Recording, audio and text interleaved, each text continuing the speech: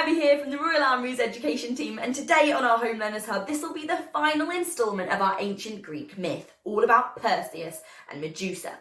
So we left Perseus after he'd been given some gifts by the gods: a sword, a helmet of invisibility, a polished shield, and some winged sandals. It was finally time for Perseus to make his way towards the Gorgon's dwelling. Using his new sandals, he flew up into the sky, and below him the lush green grass turned into a dark grey stone. Upon getting a closer look, Perseus realised that this stone was in fact a sea of statues.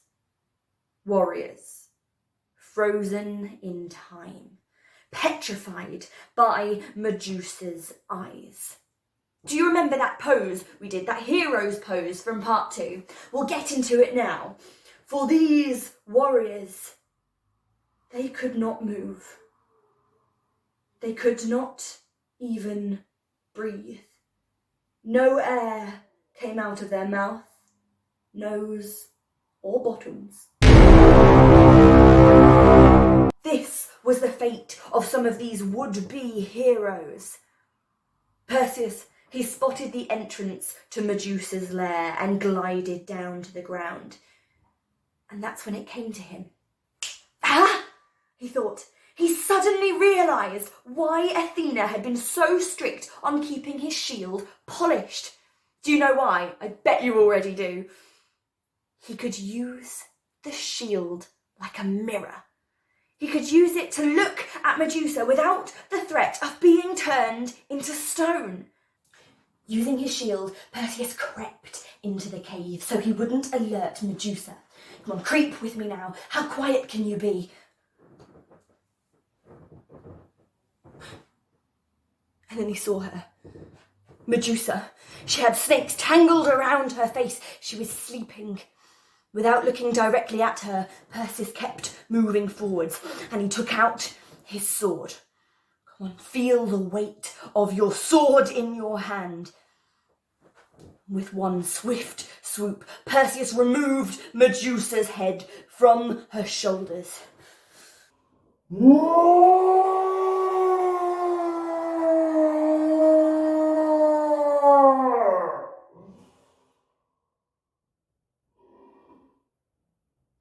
Quickly, Perseus grabbed the head and put it inside a bag because he knew the eyes still held their power.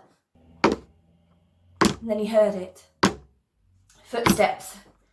Should I forget to mention, Medusa had two sisters, two vengeful sisters, who were now blocking the only exit. How could Perseus get past them without being seen? Has he got anything he could use? Have a think. Any ideas? Yes, the helmet of invisibility. Perseus grabbed the helmet and put it on his head. Without making a sound, Perseus crept towards the cave's entrance, making his way past the sisters. As soon as he was clear, he removed his helmet. Perseus then flew up into the sky, using his winged sandals, back to the palace of King Polydectes. For you see, Perseus was no fool. He knew he had been tricked by the king, and he was not going to let him get away with it. As soon as he landed, he walked straight up to the king, who was surprised and, quite frankly, disappointed that Perseus had survived the whole adventure. And he held up the head of Medusa. He said, "Is this the head you wanted, my king?" And in that moment, King Polydectes froze. For he would forever be but a statue. He could no longer bring misery to the people of his kingdom. And Perseus would be always remembered as a hero. And he could finally enjoy some well-deserved celebratory ice cream.